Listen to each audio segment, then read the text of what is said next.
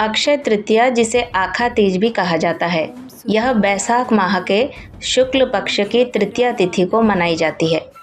अक्षय का अर्थ है जो कभी समाप्त न हो, इसीलिए इस दिन किए गए दान, जप, तप और शुभ कार्यों का फल अनंत और कभी नष्ट न होने वाला माना जाता है।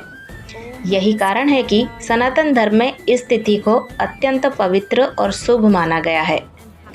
अक्षय तृतीया को अबूझ मुहूर्त भी कहा जाता है। मान्यता है कि इस दिन बिना पंचांग को देखे कोई भी शुभ कार्य जैसे विवाह, गृह प्रवेश, नया व्यापार किया जा सकता है।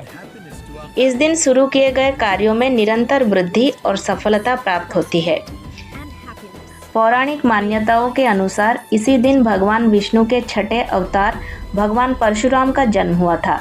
इसीलिए यह दिन परशुराम जयंती के रूप में भी मनाया जाता है। मान्यता यह भी है कि इसी दिन माता गंगा का पृथ्वी पर अवतरण हुआ था, जिससे यह तिथि और भी पावन बन जाती है। महाभारत से जुड़ी कथा के अनुसार इसी दिन महर्षि वेदव्यास जी ने भगवान गणेश को महाभारत सुनानी प्रारंभ की थी और गणेश जी ने इसे लिखना शुरू किया था। इसी कारण यह दिन ज्ञान, वृद्धि और धर्म का प्रतीक माना जाता है। पांडवों के वनवास काल में सूर्यदेव ने युधिष्ठिर को अक्षय पात्र इसी दिन प्रदान किया था। उस पात्र की विशेषता थी कि उसमें भोजन कभी समाप्त नहीं होता था। इसीलिए इस दिन अन्नदान का विशेष महत्व बताया गया है। अगर ओडिशा की दृष्टि से देखें तो यह दिन और भी विशेष माना जाता है। श्री जगन्नाथ मंदिर में अक्षय तृतीया के दिन भगवान जगन्नाथ महाप्रभु की विशेष पूजा होती है।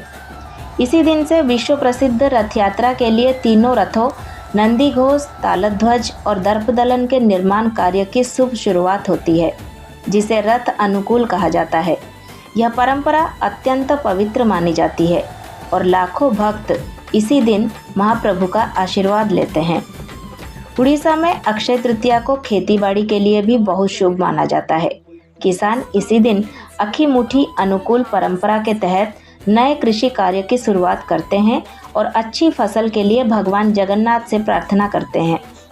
इसीलिए उड़ीसा में यह दिन समृद्धि, भक्ति और नई शुरुआत का प्रतीक माना जाता है। अक्षय तृतीया के दिन सोना, चांदी, भूमि, वाहन या नया सामान खरीदना शुभ माना जाता है। मान्यता है कि इसी दिन खरीदी गई वस्तु में वृद्धि होती है और घर में सुख समृद्धि आती है। साथ ही जल, अन्न, वस्त्र, छाता, पंखा आदि का दान करने से अक्षय पुण्य की प्राप्ति होती है। इसी दिन उत्तराखंड में बद्रीनाथ धाम के कपाट भी भक्तों के लिए खोले जाते हैं।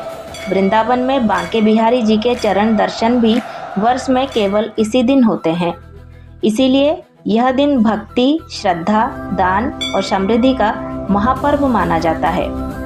दोस्तों, अगर आपको यह जानकारी अच्छी लगी हो तो वीडियो को लाइक करें, शेयर करें और कमेंट में जय जगन्नाथ जरूर लिखें। धन्यवाद।